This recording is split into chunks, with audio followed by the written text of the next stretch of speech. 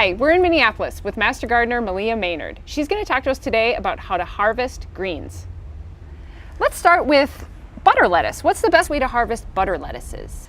You know, you can harvest butter lettuces a number of ways. Some people like to just pull off the leaves if you're making a salad. Other people like to just wait and let it form a little head and then harvest the whole thing and use it for dinner. And then romaine lettuce. This is beautiful lettuce. How do you harvest that? You know, some people will use the leaves of romaine, and you can easily do that, but I prefer to just harvest the whole head at one time, and then you can make one big salad for your family in a night. I don't have any leaf lettuce here. It's already bolted and gone for the year, but you can harvest leaf lettuce as you go, just the leaves. Don't wait for it to form a head because it's never going to. And then does it keep growing back? Leaf lettuce will just keep growing back until it gets too hot.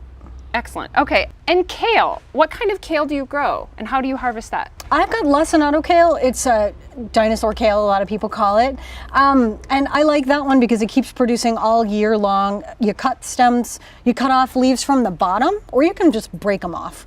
And it'll just keep producing all season long, right through the first frost. Some people think kale even tastes better after a frost. Wonderful.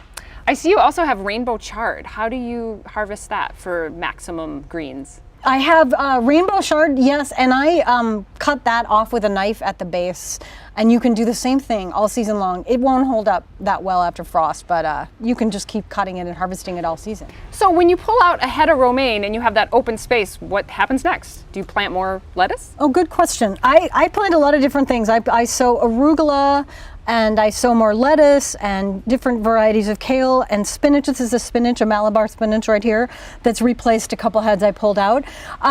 I will do it all season long, and I'm able to, even though it's hot and sunny in the middle of the summer, because I purposely planted my garden to create shade for the greens below. Oh, so they don't bolt in the summer They would bolt heat. yes, they would bolt in the heat if I didn't do that. Thanks, Meleah. It's great to hear these tips for how to get more greens out of our gardens.